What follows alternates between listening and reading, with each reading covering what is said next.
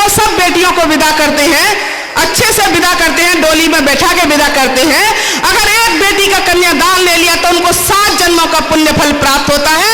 पंक्तियां मैं पढ़ती हूं, अगर कहीं मेरे एहसास से आपके एहसास टकराए तो मुझे आशीष दीजिएगा, सुनेगा।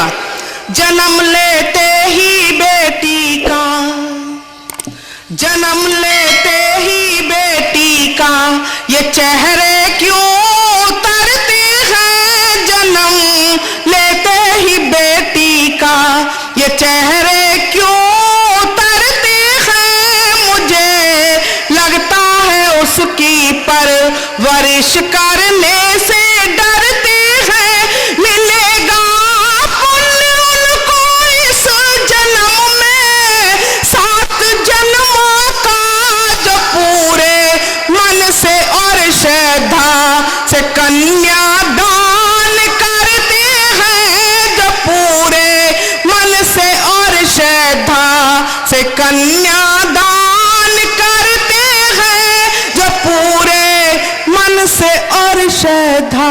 और 4 पंक्तियां अंतिम मैं अपने देश के शहीदों के नाम करती हूं, और ये पंक्तियां इसलिए शहीदों के नाम कर रही हूं कि उन शहीदों की वजह से आज हम यहाँ खुली हवा में सांस ले रहे हैं, हंस रहे हैं, खिलखिला रहे हैं। और मेरा ये मन है कि पंक्तियों पे आप ताली बजाएं या न बजाएं, लेकिन उन शहीदों के सम्मान में एक बार जोरदार तालियां आप बजा दें, उनको प्रणाम निवेदित करें तालियों के माध्यम से। मैं पंक्तियां पढ़ती हूं, सुनेगा। वतन पर मरने वालों का अभी अरमान जिंदा है, वतन पर मरने वालों का अभी अरमान जिंदा है, सदा आशीष माँ का और पिता का मान जिंदा है, जहाँ हंस हंस के बेटे देश पर कुर्बान हो जाए, जहाँ हंस हंस के बेटे देश पर कुर्बान हो जाए, बदौलत उनके ही ये शान हिंदुस्तान जिंदा है, बदौलत उनके ही ये शान हिंदुस्तान जिंदा है, बदौलत उनके ही ये शान।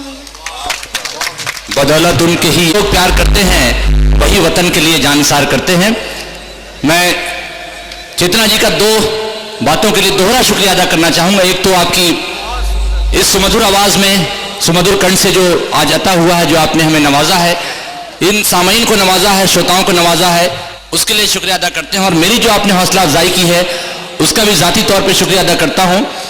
हालांकि शायद ही से आप कितने साल से, आपने कहा कि मैं 25-30 साल से काव्य पाठ कर रही हूं, आपने किसी मंच पर इससे पहले मुझे देखा है क्या? मैं तारुफ आपको कराना चाहूंगा अपना। वैसे भी बड़ी हिंदुस्तान की बदनसीबी है, अभी अभी आपने कहा कि जो लोग मंच पर ऐसे ऐसे लोगों को आपने सुना है, तो मैं तो यही कहूंगा कि हमारे मुल्क का दस्तूर ही निराला है। मेरे पास ये शेर लिखा हुआ था किसी शायर का, मुझे अच्छा लगा इसलिए मैं पढ़ना चाहूंगा कि हमारे मुल्क का दस्तूर ही निराला है, पढ़े लिखों की क़यादत गंवार करते हैं। यहाँ पे तो सिर्फ अच्छी आवाज़ चाहिए, कलेबाजियाँ चाहिए। अलीगढ़ मुस्लिम यूनिवर्सिटी से मैं केमिकल इंजीनियरिंग में 1988 में अलीगढ़ छोड़ने के बाद मैं पिछले 30 सालों से मंच पर हूँ, लेकिन आज तक कभी मेरी हिम्मत नहीं हुई कि मैं किसी मुशायरे की निज़ामत करूँ। हालांकि राहत भाई भी बैठे हैं, कम से कम 25 मुशायरे ऐसे होंगे जिसमें शोरा हजरात का तारुफ कराने से लेकर, और मैंने सब कुछ सारी जिम्मेदारियां, लेकिन जब मुशायरा शुरू हुआ तो मैं स्टेज के सामने बैठकर मैंने सुना है, ये अंशुमन यादव साहब की मेरे ऊपर ये उनका भरोसा है कि उन्होंने कहा कि एक ऐसा मुशायरा हम कर रहे हैं पटियाली में। जैसे ही उन्होंने पटियाली कहा तो मैंने सर झुकाकर स्वीकार किया, और उन्होंने कहा कि एक ऐसी जिम्मेदारी है कि हिंदी उर्दू दोनों के लोग बैठे होंगे। मैंने वो निभाने की कोशिश की, मैं कितना कामयाब हुआ मुझे नहीं मालूम, लेकिन आप जैसे तमाम लोगों का अगर ऐसा लगता है तो मेरी हौसला अफजाई के लिए एक बार मेरे लिए तालियां बजा दें। मुझे लगता है कि अगर मैं अपनी जिम्मेदारी बखूबी निभाने की कोशिश कर रहा हूं तो।